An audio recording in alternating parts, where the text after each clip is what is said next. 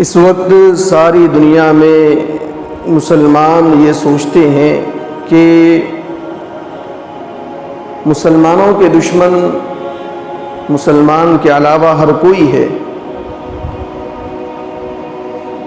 یہ مسلمانوں کی ایک ٹینشن اور دوسری سوچ، دوسری فکر مسلمانوں کی یہ ہے کہ ساری دنیا کے اندر مسلمانوں کو کمزور کیا جا رہا ہے، مسلمانوں کو ختم کرنے کی پلاننگ ہو رہی ہے، منصوبے بنائے جا رہے ہیں، سازشیں ہو رہی ہے۔ اور اس وقت مسلمانوں پر جو حالات ہیں، ایسے ہی ہزاروں سال پہلے یہی حالات مصر میں رہنے والے بنو اسرائیل پر تھے۔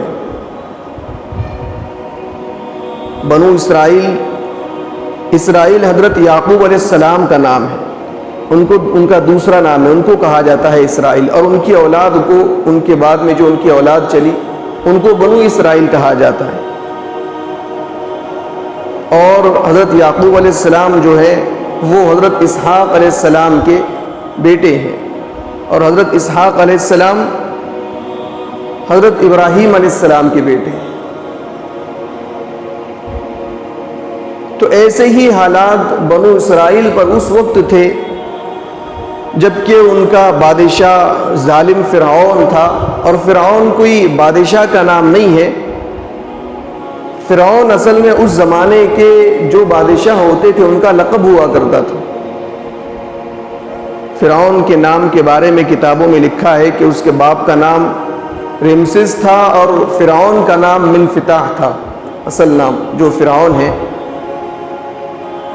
اور وہی یہ فرعون ہے جو موسیٰ علیہ السلام کے زمانے میں تھا۔ اور مصر میں دو قومیں آباد تھیں، ایک تو قبطی خاندان اور دوسرا یہ بنو اسرائیل۔ قبطی جو خاندان ہے، قبطی خاندان سے ہی فرعون تھا، یعنی فرعون کا خاندان تھا قبطی خاندان۔ اور یہ دوسری قوم وہاں جو آباد تھی جن کو بنو اسرائیل کہا جاتا ہے، اصل میں ان کا جو وطن تھا وہ بیت المقدس ملک شام تھا۔ حضرت یوسف علیہ السلام کے زمانے میں یہ لوگ وہاں سے یہاں آئے تھے، اور تقریباً ان کو یہاں پر 400 سال ہو چکے تھے، لیکن 400 سال رہنے کے بعد بھی ان کو پردیسی کہا جاتا تھا۔ یہ بھی دنیا کا ایک بڑا مسئلہ ہے کہ علاقائی تعصب ہوتا ہے۔ مثال کے طور پر کنوٹ کے رہنے والے اب اگر کوئی ماہور سے یہاں رہنے کے لیے آئے، برسوں یہاں رہے، تب بھی کیا کہتے ہیں کہ بھئی یہ ماہور والے ہیں۔ تو ایسے ہی وہ لوگ وہاں آ کر آباد ہو چکے تھے، لیکن وہ لوگ قبطی خاندان جو وہ یہ کہتا تھا کہ یہ یہاں کے نہیں ہے، یہ تو پردیسی ہے، اور ان سے خدمت لیا کرتے تھے، ان کو غلام بنا کر رکھا ہوا تھا، اور فرعون ان کے اوپر بے حد ظلم کرتا تھا۔ اس زمانے میں اللہ تعالیٰ کی طرف سے ایک پیغمبر پیدا ہونے والے تھے جن کا نام حضرت موسیٰ علیہ السلام تھا۔ میں نے قرآن کریم کی جو آیات آپ کے سامنے پڑھی ہے، ان آیات میں اسی واقعے کی طرف اشارہ ہے، حضرت موسیٰ علیہ السلام کی پیدائش کی طرف۔ حضرت موسیٰ علیہ السلام کی جو پیدائش ہوئی وہ ایسے عجیب اور ایسے مشکل حالات میں ہوئی، اور اللہ نے کر کے دکھایا، اور پرورش بھی ایسے حالات میں ہوئی کہ انسان کے وہم و گمان سے بھی بالا تر ہے، کہ چاروں طرف پلاننگ اور منصوبے ہیں۔ ایک مرتبہ فرعون نے خواب دیکھا، فرعون نے خواب دیکھا کہ بیت المقدس کی طرف سے ایک آگ نکلی اور وہاں سے نکل کر آئی، اور وہ آگ یہاں پر آ کر اس آگ نے سارے فرعون کے خاندان کے گھروں کو جلا کر راکھ کر دیا، لیکن اس آگ نے بنو اسرائیل کے خاندان کو، ان کے گھروں کو تباہ نہیں کیا۔ یہ خواب دکھا اس کو۔ یہاں سے ایک بات معلوم ہوئی کہ کافروں کو بھی سچے خواب نظر آتے ہیں، لیکن یہ بھی ایک بات ہے کہ ہر خواب سچا نہیں ہوتا، ورنہ بعض لوگ پتہ نہیں کیسے کیسے خواب لے کے آ جاتے ہیں کہ ہم کو یہ خواب دکھائے، ہم کو یہ خواب دکھائے۔ ہمارے خواب کیا ہے؟ ہمارے خواب میں نیرا پیسہ ہی پیسہ ہے، خواب میں سب مالدار ہیں۔ میں دن بھر پیسہ پیسہ کریں گے تو رات میں پیسہ ہی نظر آئے گا، دن بھر کاروبار میں رہیں گے تو رات میں کاروبار ہی نظر آئے گا۔ خواب الگ ہوا کرتا ہے، ایسا کوئی خواب، ایک ہی خواب اگر بار بار نظر آ رہا ہو تو اس کو سمجھا جاتا ہے کہ ہاں واقعتاً اس خواب میں کچھ اشارہ ہے۔ لیکن ہمارے جیسے روزانہ کے خواب ہے، روزانہ کا روٹین کا جو خواب ہے وہ خواب نہیں۔ جیسے حضرت یوسف علیہ السلام کے زمانے میں بادشاہ کو خواب دکھا تھا، اس نے بھی تعبیر مانگی تھی، وہ الگ واقعہ ہے یوسف علیہ السلام کا۔ تو فرعون کو جب خواب نظر آیا، فرعون بڑا پریشان ہوا اور فرعون کو ٹینشن ہوئی۔ دربار جب لگا صبح، دربار کے اندر ایک سے ایک ماہر لوگ بیٹھے ہوئے ہیں، اور بادشاہوں کے دربار میں اس وقت میں ہر آدمی موجود ہوتا تھا۔ ہر آدمی کا مطلب کہ ہر فن کا ماہر، علم میں صلاحیت رکھنے والا اور دانش مند لوگ، عقل مند لوگ، ایسے لوگ بیٹھا کرتے تھے تاکہ بادشاہ کو کیا کرے، رائے مشورہ دیا کرے۔ تو بادشاہ نے، فرعون نے اپنے سامنے درباریوں سے کہا کہ دیکھو میں نے ایسا ایسا خواب دیکھا ہے کہ ایک آگ نکلی بیت المقدس سے اور اس نے ہمارے خاندان کو، ہمارے گھروں کو جلا کر راکھ کر دیا، لیکن مجھے اس سے تو ٹینشن نہیں، لیکن میں نے یہ دیکھا کہ جو بنو اسرائیل ہے، بنی اسرائیل کے گھروں کو اس آگ نے نہیں جلایا، بلکہ صرف ہمارے ہی گھروں کو اس آگ نے جلایا، اس لیے مجھے اس سے ٹینشن ہوئی۔ تو مجھے اس خواب کی تعبیر بتاؤ۔ تو وہاں پر جو خواب کی تعبیر دینے والے تھے انہوں نے تعبیر دی کہ دیکھو اس خواب کی تعبیر یہ ہے کہ یہ جو بنی اسرائیل ہے ان کا اصل وطن بیت المقدس ہے، ملک شام، مسجد اقصیٰ، یہ وہاں کے رہنے والے ہیں، سیریا کے، اور وہاں سے آگ نکلی اور اس نے آ کر ہمارے گھروں کو جلا کر راکھ کیا۔ اس کا مطلب یہ ہے کہ ان بنی اسرائیل میں سے کوئی آدمی اٹھے گا یا ان بنو اسرائیل کی وجہ سے تمہاری بادشاہت ختم ہوگی اور ہمارا سب کچھ ختم ہو جائے گا۔ وہاں سے آگ کا آنا مطلب یہ لوگ وہیں کے ہیں، اور وہاں سے آگ کا آ کر ہم کو ختم کرنا، اس کا مطلب یہ ہے کہ ان کی وجہ سے ہمارے درمیان کیا ہوگا، ہماری بادشاہت ختم ہوگی اور ہماری عزت ختم ہوگی اور تمہاری شان اور شوکت، یہ ساری چیزیں کیا ہو جائے گی، ختم ہو جائے گی، اور یہ لوگ اس کا ذریعہ بنیں گے۔ اور حضرت عبداللہ بن عباس رضی اللہ عنہ کی روایت میں ہے کہ اس زمانے میں چونکہ بادشاہ فرعون کے زمانے میں ایسے ہی ایک مرتبہ بیٹھے ہوئے تھے، تو ایک بات نکلی، تذکرہ نکلا کہ اللہ تبارک و تعالیٰ نے حضرت ابراہیم علیہ السلام سے وعدہ کیا تھا کہ ان کی اولاد میں اللہ تعالیٰ بادشاہت بھی رکھیں گے، نبوت بھی رکھیں گے، یعنی ان کے خاندان کے لوگوں کو نبی بنائیں گے، ان کے خاندان کے لوگوں کو بادشاہ بنائیں گے۔ تو یقیناً کوئی ایسا ایک آدمی آنے والا ہے، کوئی ایسا پیغمبر آنے والا ہے جو ہماری اس حکومت کو ختم کرے گا۔ یہ ایک روایت ہے، اور وہ خواب والی ایک روایت ہے۔ تو اب بادشاہ نے تعبیر پوچھی، تعبیر دینے والوں نے یہ تعبیر بتائی، ایسا ایسا مسئلہ ہے۔ تو اب فرعون نے ان لوگوں سے مشورہ کیا کہ مجھے یہ رائے دو، مشورہ دو کہ کیا کرنا چاہیے۔ دیکھیے فرعون ہے خود کو رب کہنے والا، بادشاہ کہنے والا، وہ بھی اپنے درباریوں سے، اپنے ساتھیوں سے مشورہ کر رہا ہے۔ یہاں سے مشورے کی اہمیت کا اندازہ ہوتا ہے کہ فرعون جیسا شخص وہ بھی مشورہ کر رہا ہے، اور اللہ تعالیٰ اپنے حبیب صلی اللہ علیہ وسلم کو مشورے کا حکم دے رہے ہیں۔ قرآن کے اندر اللہ نے فرمایا وَشَاوِرْهُمْ فِي الْأَمْرِ، آپ اپنے اطراف میں رہنے والے صحابہ سے مشورہ کیجئے، اہم امور میں ان سے رائے طلب کیجئے، مشورہ کیجئے۔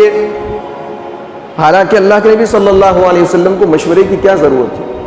براہ راست اللہ کے پاس سے وحی آ رہی ہے، ساری چیزیں بتانے والا اللہ ہے، لیکن مشورے کی کیا ضرورت؟ اس لیے تاکہ لوگوں کے دل آپ کے ساتھ ملے ہوئے رہیں۔ مشورہ کرنے سے فائدہ یہ ہوتا ہے، ہم جن لوگوں سے مشورہ کرتے ہیں وہ ان لوگوں کے دل، ہم سب کے دل آپس میں ملے ہوئے ہوتے ہیں، اور مشورہ کرنے کے بعد میں کوئی امور، کوئی امر طے کیا جاتا ہے تو اس میں اگر کوئی نقصان ہو تب بھی کوئی ہم کو تانا دینے والا نہیں ہوتا کہ تم نے اکیلے یہ کام کر لیا، بلکہ سب لوگ یہ کہتے ہیں کہ مشورے سے کام ہوا، چاہے نقصان ہو چاہے نفع ہو۔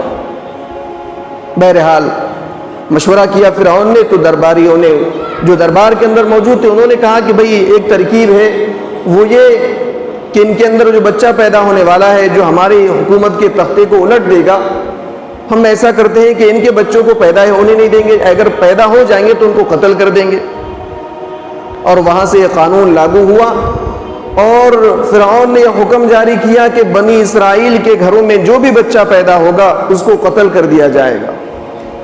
اور باقاعدہ ایسے ہی نہیں بس ہوا میں بم پھینک دیا، بلکہ پوری تیاری کی. اس زمانے کی جو لیڈی ڈاکٹر تھی اور نرسیں تھیں اس زمانے کے اعتبار سے ان کو جمع کر کے کہا کہ ایک ایک گھر پر جاؤ، سروے کرو اور ہر گھر پر جا کر دیکھو کون سی عورت پریگننٹ ہے، کتنے مہینے میں اس کے یہاں بچہ پیدا ہوگا، سب پوری لسٹ بنائی. فرعون کوئی ہماری طرح بے منظم کام کرنے والا نہیں تھا، 400 سال حکومت کی ایسے حکومت کرنے والا نہیں تھا. ترتیب سے کہا کہ ہر ایک گھر پر جاؤ، جا کر سب کا بایو ڈاٹا نکالو اور کون پریگننٹ ہے یہ دیکھو، کس کے گھر کب بچہ پیدا ہونے والا ہے یہ دیکھو. باقاعدہ پوری لسٹ بنائی گئی، فہرست بنائی گئی، اور جیسے ہی بچہ پیدا ہوتا فوراً قتل کر دیا جاتا. جیسے ہی بچہ پیدا ہوتا فوراً قتل کر دیا جاتا. تقریباً 90,000 بچوں کو قتل کیا گیا فرعون کے زمانے میں. اور یہ ملک کو بچانے کے لیے بچوں کو قتل کرنا یہ کوئی نئی پالیسی نہیں ہے، یہ پرانی پالیسی ہے. جیسے کہ آج فلسطین کے معصوم بچوں کو شہید کیا جا رہا ہے، یہ وہی بنی اسرائیل ہے جن پر ایک وقت میں ظلم ہو رہا تھا، ان کے بچوں کو قتل کیا گیا تھا، اور یہ اس زمانے میں بڑے مظلوم تھے. لیکن آج یہی ظالم بنے ہوئے ہیں اور وہاں کے فلسطین کے معصوم بچوں کو شہید کر رہے ہیں. تو یہ بچوں کو شہید کرنا، بچوں کو قتل کرنا حکومت کی خاطر، حکومت بچانے کی خاطر یہ کوئی نئی بات نہیں. لہذا بچے قتل ہونا شروع ہوئے اور 90,000 بچے قتل کیے گئے. اب حضرت موسیٰ علیہ السلام کی والدہ جن کا نام یوکابد کتابوں کے اندر لکھا ہے اور ان کے والد کا نام عمران تھا، اب یہ بھی امید سے تھی، یہ بھی حاملہ تھی، پریگننٹ تھی، لیکن اللہ تبارک و تعالیٰ نے ان کے حمل پر پردہ ڈال دیا تھا. یعنی دیکھنے والے کو یہ محسوس ہی نہیں ہو سکتا تھا کہ یہ عورت پریگننٹ ہے، یہ عورت حاملہ ہے، اس کو بچہ ہونے والا ہے. اللہ نے پردہ ڈال دیا، اللہ کی طرف سے انتظام ہوا. لیڈیا ڈاکٹر آئی، انہوں نے چیک کیا، نرسوں نے چیک کیا، لیکن نظر ہی نہیں آ رہا کہ بچہ ہے. عام طور پر جب کسی عورت کو بچہ ٹھہرتا ہے، پریگننٹ ہوتی ہے، تو 3 علامتیں پائی جاتی ہیں. اس کے چہرے کا رنگ تھوڑا بدل جاتا ہے، لیکن حضرت موسیٰ علیہ السلام کی والدہ کا رنگ نہیں بدلا. دوسری بات کہ اس عورت کا پیٹ تھوڑا باہر نکل جاتا ہے، بڑا ہوتا ہے، لیکن حضرت موسیٰ علیہ السلام کی والدہ کا پیٹ وہ بھی باہر نہیں نکلا. اور تیسری علامت کہ اس عورت کا سینہ بڑا ہو جاتا ہے دودھ کی وجہ سے، لیکن حضرت موسیٰ علیہ السلام کی والدہ کے اندر یہ تینوں علامتیں نہیں پائی جاتی، کیونکہ اللہ تعالیٰ کی طرف سے انتظام ہو رہا ہے، اللہ کی طرف سے حفاظت ہو رہی ہے. اور اللہ کی عجیب قدرت یہ بھی دیکھیں، آگے چل کر مسئلہ یہ ہوا، ان لوگوں نے خیال کیا کہ ایسے ہی اگر بچوں کو قتل کیا گیا تو پھر ہماری خدمت کون کرے گا؟ یہ بوڑھے بنی اسرائیل کے اندر جو بوڑھے ہیں یہ آگے چل کر مر جائیں گے، اب ان کے چھوٹے چھوٹے بچوں کو ہم قتل کر رہے ہیں، عورتوں کو زندہ چھوڑ رہے ہیں، تو ہماری آگے چل کر خدمت کون کرے گا؟ ہمارے تکلیف والے کام کون کرے گا؟ کیونکہ ان کی کھیتیاں تھیں، ان کی کھیتیوں میں کام کرنے والے بنی اسرائیل، ان کے سارے دوسرے کام کاج کرنے والے بنی اسرائیل، ان کی عورتیں ان فرعون کے خاندان میں، فرعون کے گھروں میں آ کر برتن دھویا کرتی تھی، سارے کام کاج بنی اسرائیل کیا کرتے تھے. تو ان کو یہ خیال ہوا کہ کیا کیا جائے. دوبارہ مشورہ ہوا، دوبارہ میٹنگ ہوئی، اور یہ طے کیا گیا کہ بھئی 1 سال بچوں کو زندہ رہنے دو، دوسرے سال بچوں کو مارو. اس سے کیا ہوگا کہ ان کی نسل کشی بھی ہوگی، ان کی تعداد بھی نہیں بڑھے گی، اور دوسری بات پھر کہ ہمارا منشا بھی حاصل ہو جائے گا. ہم کو کام کرنے کے لیے بچے میں جوان، یہ بچے بڑے ہوں گے، ہمارے کام کاج میں آئیں گے، ہمارے کام کے لیے یہ کام آ جائیں گے. اس سے معلوم ہوا کہ حالات کو دیکھ کر مشورہ تبدیل کیا جاتا ہے. ایک مرتبہ مشورہ ہو گیا بس ختم، قیامت تک وہی مشورہ ہوگا، ایسا نہیں ہوتا. بعض مرتبہ حالات کو دیکھ کر مشورے تبدیل کیے جاتے ہیں، فیصلے بدلے جاتے ہیں. اور قرآن کا جو حکم ہے مشورے کا صرف دین کے بارے میں نہیں ہے، بلکہ آدمی چاہے کوئی دنیا کا کام کرے، کوئی بھی کام ہو، چاہے دین کا ہو چاہے دنیا کا ہو، مشورے کے ساتھ کرے. گھر میں اپنے بچوں کے ساتھ مشورہ کرے، بیوی کے ساتھ مشورہ کرے. اس سے کیا ہوگا؟ اس کام میں خیر اور برکت ہوگی. چاہے کاروبار کے لائن سے ہو، کسی بھی لائن سے ہو، مشورہ کرے.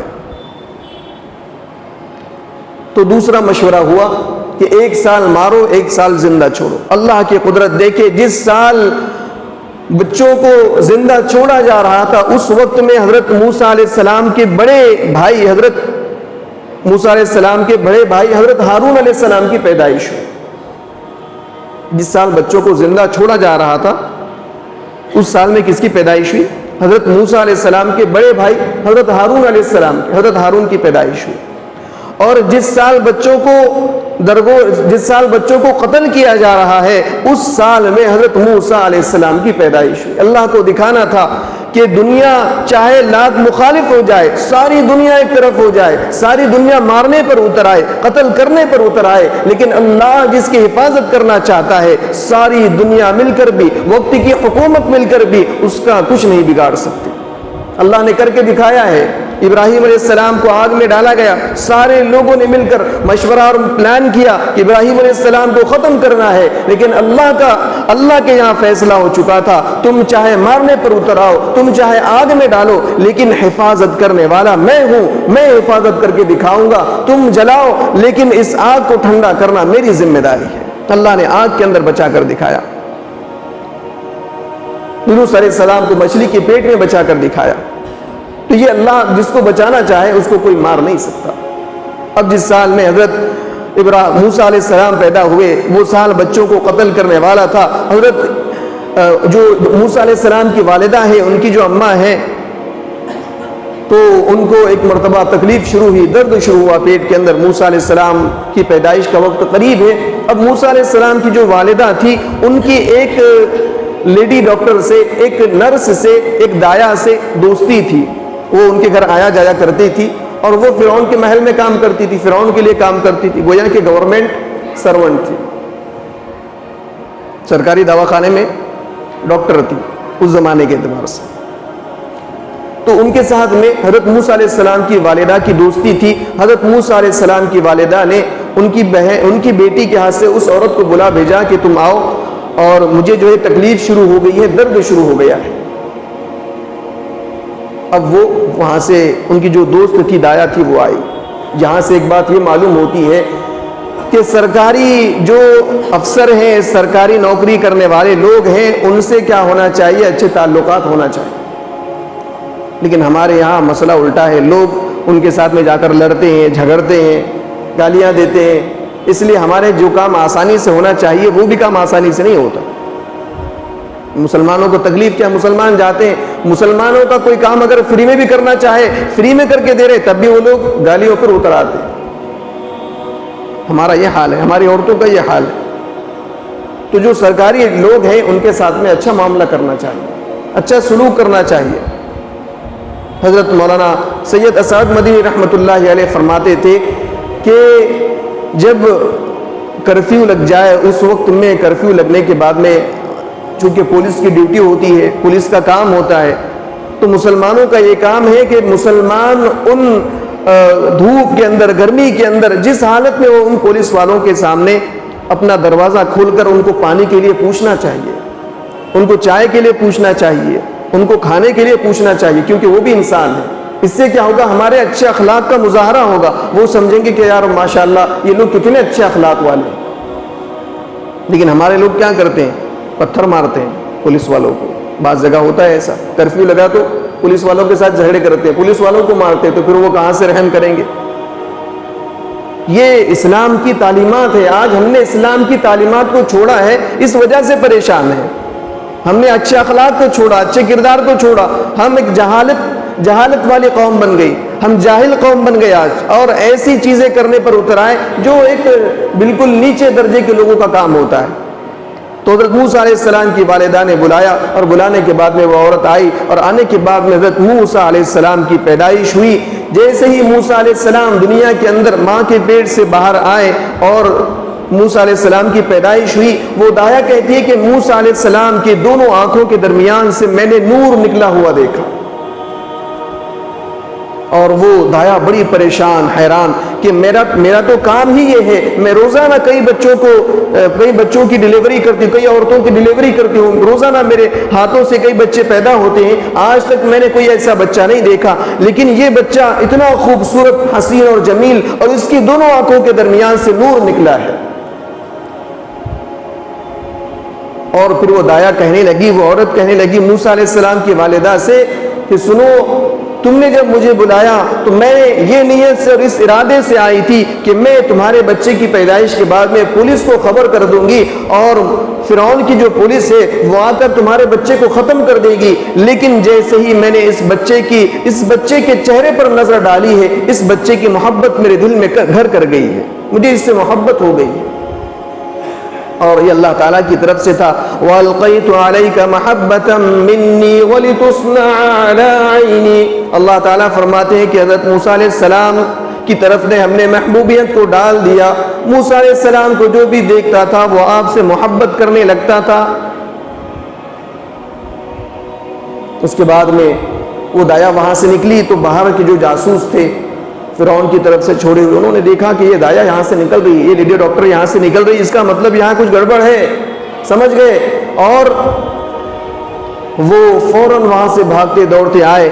جیسے ہی پتا چلا کہ باہر کی پولیس آ رہی ہے، موسیٰ علیہ السلام کی جو بہن تھی اس نے ان کی اماں سے کہا، والدہ سے کہا کہ امی جان پولیس آنے والی ہے، پولیس کی بھاگ دوڑ مچی ہے باہر اور وہ ہمارے گھر کی طرف آ رہی ہے۔ تو موسیٰ علیہ السلام کی والدہ نے کہا کہ اپنے بھائی کو چھپا دے۔ کہا اماں جان کہاں چھپاؤں، پولیس تو سارے گھر کی تلاشی لے گی۔ تو کہا کہ جو آگ کا چولہا اس زمانے میں ہوا کرتا تھا جس کو تنور کہا جاتا ہے، اپنے بھائی کو اس میں ڈال دے۔ بہن کہنے لگی امی جان میں اپنے بھائی کو اپنے ہاتھ سے آگ کے حوالے کیسے کروں، لیکن اللہ تعالیٰ کی طرف سے حضرت موسیٰ علیہ السلام کے والدہ کے دل میں یہ بات ڈالی گئی کہ تم اس آگ کے حوالے کرو، میں وہ خدا ہوں جس نے ابراہیم کو آگ میں بچایا ہے، تیرے بچے کو آگ سے بچانا میری ذمہ داری ہے۔ اور پھر ان کی بہن نے وہ اس آگ میں موسیٰ علیہ السلام کو اس چولہے کے اندر جس میں آگ جل رہی تھی، انگارے تھے، اس کے اندر ڈال دیا۔ پولیس اندر آئی، گھر کی تلاشی لینے لگی اور آ کر پوچھنے لگی کیا بات ہے۔ موسیٰ علیہ السلام کی والدہ نے بے خوف اور خطر ہو کر، کوئی ڈر نہیں، کوئی کسی بات کا خوف اور ڈر نہیں، بلا جھجک اور بغیر ڈرے کے کہا کہ کوئی معاملہ نہیں ہے۔ سارے گھر کی تلاشی لی گئی، ہر ایک گھر کا چپا چپا دیکھا گیا، لیکن آگ کے انگارے کی طرف، آگ کا جو چولہا تھا اس کے اندر دیکھنے کی کسی کو ہمت ہی نہیں، اور کوئی سوچ بھی نہیں سکتا کہ بچہ وہاں ہوگا۔ سارے گھر کی تلاشی لی گئی اور موسیٰ علیہ السلام کی والدہ سے جب پوچھا گیا، موسیٰ علیہ السلام کی والدہ نے صاف بتایا بے خوف اور خطر ہو کر۔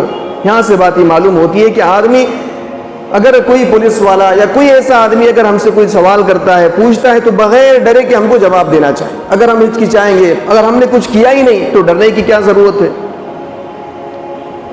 تو موسیٰ علیہ السلام کے والدہ کے چہرے پر بھی ایسا کوئی اثر نہیں تھا کہ جس سے یہ معلوم ہو کہ آپ کو بچہ ہوا ہے، نہ چہرے پر کسی طرح کی یہ تھکاوٹ ہے، نہ کسی طرح کی کمزوری نظر آ رہی ہے۔ یہ سارے انتظامات اللہ کی طرف سے ہو رہے تھے، کیونکہ اللہ کو موسیٰ علیہ السلام کو بچانا تھا، اور موسیٰ علیہ السلام کو دنیا کے لیے یہ بتانا تھا کہ میں وہ خدا ہوں جس کو موسیٰ علیہ السلام کی حفاظت کی ذمہ داری جس خدا نے لی ہے، میں وہ خدا ہوں۔ اور اس کے بعد میں اب وہ وہاں سے دایا گئی اور وہ پولیس بھی وہاں سے چلی گئی۔ اب حضرت موسیٰ علیہ السلام کی والدہ ہے، اپنے بچے کی پرورش کر رہی ہیں، اور موسیٰ علیہ السلام رونے کی آواز تک نہیں کر رہے، حالانکہ چھوٹا بچہ روتا بہت ہے، لیکن اللہ تعالیٰ نے موسیٰ علیہ السلام کے رونے کو روکا ہوا ہے۔ موسیٰ علیہ السلام روتے بھی نہیں ہیں، جس سے یہ معلوم ہو کہ یہاں بچہ ہے۔ اور ایسے ہی تقریباً 2 سے 3 مہینے گزر گئے، اور ایک روایت کے مطابق حضرت موسیٰ علیہ السلام کی والدہ نے یہ فرعون کی پولیس کے ڈر سے، فرعون کے ظلم کے ڈر سے کہیں ان کو پتہ نہ چل جائے اور یہ میرے بچے کو آ کر قتل نہ کر دے، اس لیے موسیٰ علیہ السلام کی والدہ نے ایک باغیچے کے اندر اپنے بچے کو چھپا کر رکھا، اور وہاں جا کر روزانہ موسیٰ علیہ السلام کو دودھ پلایا کرتی اور وہاں جا کر ان کی حفاظت کرتی۔ یہ روایتوں میں اس طرح کی بات لکھی ہے۔ اور بہرحال پھر جب 3 مہینے گزر گئے اور موسیٰ علیہ السلام کی رونے کی آواز آئی، لوگوں کو پتہ چلا کہ بچہ ہے، اب موسیٰ علیہ السلام کی والدہ بہت ڈرنے لگی، گھبرانے لگی، اور دل میں ڈر پیدا ہوا کہ میں نے اتنے دن تو اس کی حفاظت کی ہے، لیکن اب کیا ہوگا۔ اب اللہ تعالیٰ کی طرف سے موسیٰ علیہ السلام کی والدہ کے دل میں یہ بات آئی کہ تم اپنے بچے کی پرورش کرو اور اس کو دودھ پلاؤ، اور کہا کہ اب کیا کرو، ایک صندوق بناؤ،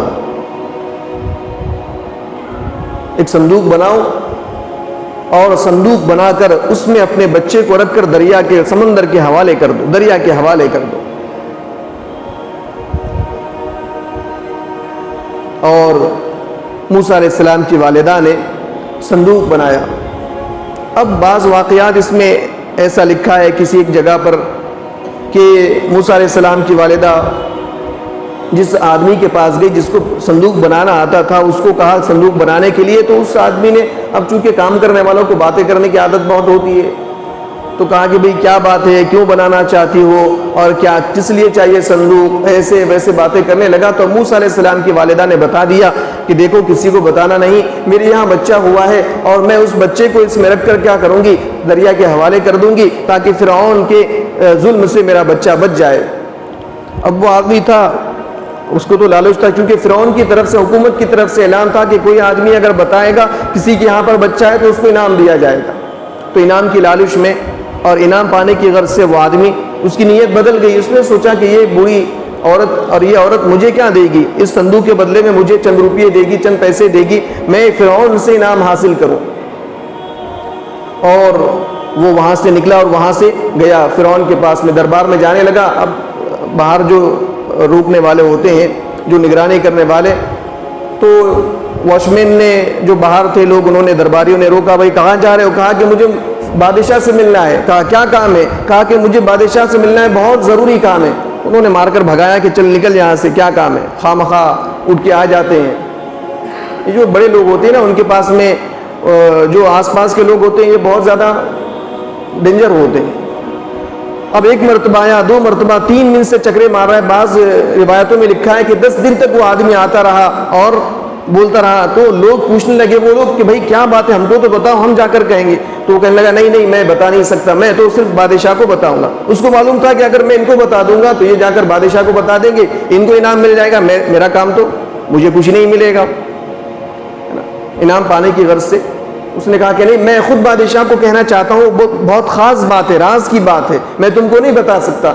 تو بالآخر انہوں نے ایک دن کہا کہ ٹھیک ہے، جانے دو اس کو، اور گیا۔ اور جانے کے بعد میں جب بادشاہ کے سامنے، فرعون کے سامنے کھڑا ہوا، تو اللہ تبارک و تعالیٰ نے اس کی آواز کھینچ لی۔ اب ہاتھ کے اشارے کر رہا ہے، آواز نکالنے کی کوشش کر رہا ہے، لیکن آواز ہی نہیں نکلتی۔ بہت کوشش کی، یہ انتظام اللہ کی طرف سے ہو رہا ہے، بہت کوشش کی۔ اب بادشاہ نے کہا کہ ارے اس کو نکالو یہاں سے، بھگاؤ۔ بھگا دیا، وہاں سے باہر نکلا، محل کے باہر نکلا، پھر آواز واپس آ گئی۔ پھر دوسرے دن آیا اور پھر جا کر کہا کہ مجھے راز کی بات بتانی ہے، پھر چھوڑا گیا، پھر فرعون کے سامنے آیا، پھر آواز چلی گئی اور ہاتھ کے اشارے کر رہا ہے۔ فرعون کو بڑا غصہ آیا، کہا کہ اس کو اچھے ڈنڈے لگاؤ۔ اس کو خوب مارا گیا، پیٹا گیا اور وہاں سے روانہ کیا۔ پھر جیسے محل کے باہر نکلا، پھر آواز واپس آ گئی۔ پھر تیسری مرتبہ گیا، تیسری مرتبہ بہت مار کھائی، اور مار کھانے کے بعد میں پھر سدھر گیا۔ لوگ جو ہوتے ہیں نا، ایک مرتبہ میں نہیں سدھرتے، جب 2-4 مرتبہ پڑتی ہے تب سدھرتے ہیں۔ اسی لیے تو وہ ایک مقولہ ہے کہ لاتوں کے بھوت باتوں سے نہیں مانتے۔ کچھ لوگوں کو مار کھائے بغیر عقل نہیں آتی۔ تو بہرحال اس نے سوچا کہ شاید کوئی اور مسئلہ ہے، میری وہاں جانے کے بعد میں آواز بند ہو جاتی ہے۔ اس نے کہا چلو چھوڑو، اور اپنے کام میں لگ گیا۔ موسیٰ علیہ السلام کی والدہ کو پھر وہ صندوق بنا کر دیا، اور پھر موسیٰ علیہ السلام کی والدہ نے اس صندوق میں اپنے بچے کو دریا کے حوالے کیا۔ اور وہاں سے پھر آگے مکمل واقعہ ہے کہ اللہ تبارک و تعالیٰ نے اس صندوق کو دریا کے ذریعے سے فرعون کے محل کے پاس پہنچایا۔